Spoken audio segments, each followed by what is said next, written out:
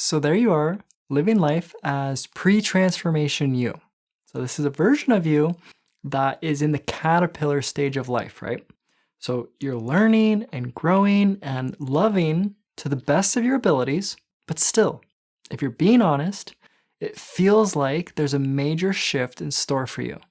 And even though you don't exactly know what that means or how it's going to happen, still, you sense that there is this metamorphosis on your horizon. And that's why principles such as alchemy, and transformation, and evolution are interesting to you, right? Because they seem to be speaking about an unfolding process which you are being magnetically drawn towards. And if you've been following along in this 101 series, then you already know that the objective of the gender alchemist is to use their exploration or their transition as a means for transformation, or really as a vehicle for evolution. So that's what we're going to be talking about in today's conversation. How do we actually make progress or move towards our goal?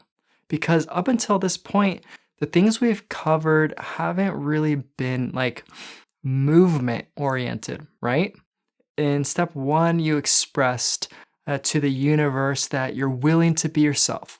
And you might not know what that means or how to do it, but regardless, like you're here and you're willing. And then in step two, you started practicing mindfulness. And you did that in order to stabilize yourself within the present moment and prepare for whatever comes next. And then in step three, which is where we are right now, we still need to address like, okay, what is that thing that comes next? So that's going to be the question of the day. What is the next step that you need to take on your journey towards transformation? Or in other words, where do you go from here? And in order to answer that question, I want you to first consider the nature of this path. So this path of transformation. So in a very basic sense, it's about leaving behind who you think you are in order to discover who you truly are. Because transformation doesn't actually lead you outside of yourself, right? That wouldn't make any sense. It's not like you are becoming someone else and then now there's like somehow two different yous in the world. No, transformation leads you to you. Or in other words, you are the one who is waiting for yourself at the end of this path. Just like how the imprint of a butterfly always exists in the DNA of a caterpillar, and the spirit of a giant oak tree lives inside of this tiny little acorn. And in the same way, the truth of who you are is found inside of, well, who you are in this very moment. And so the reason that I'm reiterating all of this is because before we move on, I want to make it abundantly clear to you that this process has nothing to do with taking steps outside of yourself. But instead, it's about moving closer and closer to what is already here. So in regards to this question that I just asked, like where do you go from here? So if your answer was, I'm supposed to go over there, well, you're wrong. Because your butterfly nature is not found somewhere else, right? It's not found in an image or a projection or a fantasy. No, it's found here. Because like I said, this is where your truth is. It's here. And when it emerges, which it will be within the intimacy of the present moment. But of course, in between now and whenever that happens, like there is still work to be done. So that's what this step is all about. It's about walking the path and doing what needs to be done, but in a way where we're not chasing the fantasy. Okay, so now that we've got that disclaimer out of the way, let's move on to step number 3, which is called follow your instincts. And then in order to illustrate this point, I want you to consider the transformational process of metamorphosis as it occurs organically within the natural world. So for instance, how exactly does the caterpillar magically transform into the butterfly? how does the caterpillar let go of its caterpillar nature and awaken to its truth as a butterfly? So, does the caterpillar have to read a bunch of books about butterflies? Or do they need to study, memorize, and learn? Or do they have to do something extraordinary? Like, do they have to do some heroic feat of unimaginable magnitude? Well, from the perspective of a caterpillar who is looking at the image of transformation, sure, all of this probably seems totally necessary. But what about if we consider the perspective of the butterfly? So, how would the butterfly speak about their metamorphosis? Well, with the wisdom of insight, they would be able to recognize that the caterpillar's destiny is to evolve, right? Because this is a process that is literally imprinted in their DNA, which means that really the caterpillar doesn't actually have to do anything out of the ordinary. Instead, they just need to show up. They need to trust in life and give themselves fully to this process. So that's what this step is all about. This is about following the evolutionary impulse. It's about trusting your instincts and connecting to that which is true within you. And then from there, allowing for nature to simply take its course.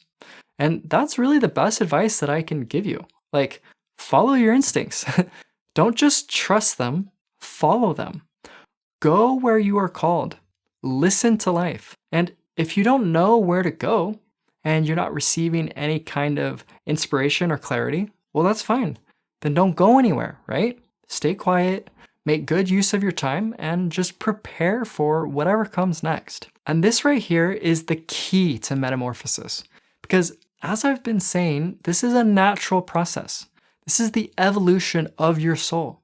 This is the primal instinct of life, which is acting on you, which means that you don't need to figure this thing out. Like, you don't need to force it. And most of all, you don't need to be anything that is outside of your inherent capacity, which is great news. It's like right there, that's it, Just be yourself. Because transformation is quite literally your destiny, just like the caterpillar. And destiny implies that you are properly equipped to walk this path. So go in the direction of you. Give yourself permission to be yourself. Just follow your heart, trust your gut, show up, fall down, get messy, make mistakes, and really, it's as simple as that. So if you were to say, Lauren, what's the next step for me? I'm willing to be myself, and I'm learning how to be more present in my daily life. So now, what do I do? Well, my response would be, I don't know. What feels right? What feels good? Where do you feel excitement and curiosity? Where are you being magnetically pulled? What would the evolved version of you do in a situation like this? What does your courage and your passion and your creativity have to say about this situation? And then if nothing in particular stands out, well, okay, sit in that not knowing and trust that when the time is right, you're going to be led to where you're supposed to go. And until then, just keep taking care of yourself.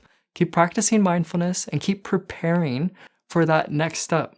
Just like the caterpillar can't rush its evolution, and there's a lot of preparation that has to come in between now and when they're really in the middle of it. In the same way, it's like there is a buffer in between now and when it's going to be really intense that you're going to want to take advantage of the time that you have now to prepare for that moment. So really, this step is all about letting go of this master plan. It's about letting go of your vision for transformation. And it's simply getting back to life so that you can focus on what's right in front of you. Because that's really what transformation is about, right? It's a long series of micro steps, which when combined, add up to a sum greater than their parts. But the key is, you got to take today's step. So put your head down, live life to the best of your abilities, and let go of the rest. Or said another way, do what you can do. Nothing more and nothing less. Now, obviously, there is going to be more to your story. There is more to life than just mindfulness, and there's more than just being willing. So I'm not trying to oversimplify or dismiss all of these other individual aspects of your journey. But really, here's the thing, like, whatever those other elements are, those crucial chapters of your unfolding, well, your instincts are going to lead you there. And when the time is right, you're going to find the modalities and the perspectives and the people and the experiences that change your life, that transform you. But all of that is going to happen according to the natural unfolding of you and this divine timing of your evolution. Because everything that you need is going to show up exactly when you need it. And if it's not showing up right now, possibly it's because you don't need it right now. And in my experience, if there's one thing that you can bank on in life, it's you. It's your capacity to be yourself. And really, that's what I want to leave you with. Gender alchemy is something that is inside of you. It's something that you can discover within yourself. It's here right now. It's alive and it's calling your name. And all you have to do is be yourself. Act within your own capacity and just show up for the thing. All right, my friend. I hope you enjoyed this series on gender alchemy, but your journey doesn't stop here. Because next up, I need to share with you a very specific mindset, which is going to help unlock this dormant potential energy, which is resting deep within your gender exploration. So check out this video and I'll tell you about just that. All right, my friend, that's all I've got. I'll see you in the next one.